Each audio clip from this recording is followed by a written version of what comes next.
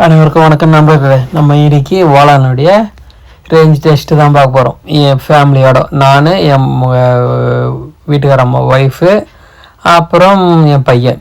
So வேலங்காட்டு திருவிழாக்கு, பொற்கொடியம்மன் திருவிழாக்குக்காக கிளம்பிட்டோம். கிட்டத்தட்ட ஒரு 30 கிலோமீட்டர் எதிர்பார்த்து வச்சுருக்கோம். 60 கிலோமீட்டர் ஓடும். ஸோ வாங்க வீடியோக்குள்ள போகலாம். இது உங்கள் கிருத்திஸ் ட்ராவல்.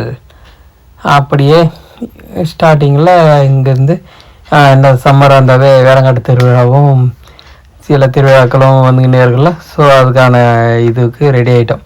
கிட்டத்தட்ட நம்ம ஏற்கனவே நிறைய வீடியோ போட்டிருக்கோம். இன்றைக்கி 208 கிலோமீட்ரு ஓட்டி இருக்கோம். 100% சார்ஜ் ஃபுல் பண்ணி வச்சுருக்கேன்.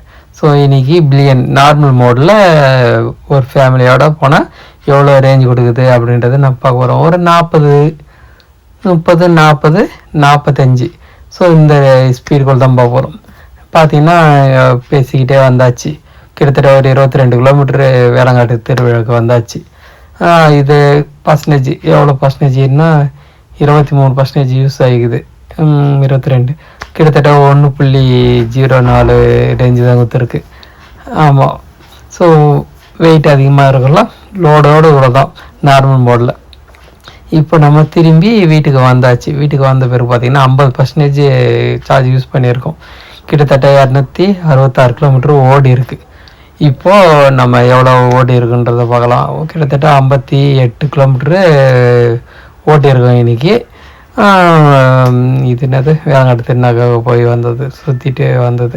கிட்டத்தட்ட ஒரு 50% சார்ஜிங் அப்படின்னா 1.16% மைலேஜ் கொடுத்துருக்கு. எப்படி இருக்குது? ஸோ கிட்டத்தட்ட ஒரு 110 கிலோமீட்ரு வித் ஃபேமிலியோடு போனால் மைலேஜ் கொடுக்குது.